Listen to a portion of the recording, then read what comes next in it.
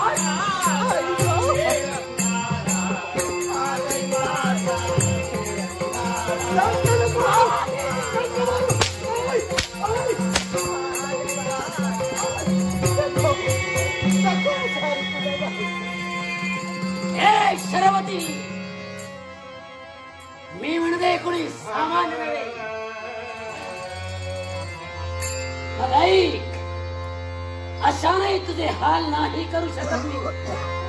कारण तीच इच्छा परिपूर्ण करण्यासाठी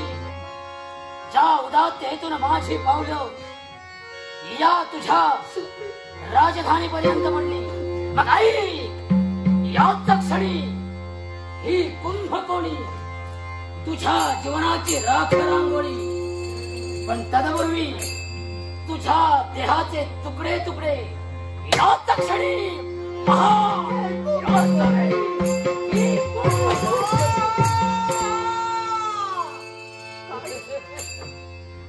कुंभकोणी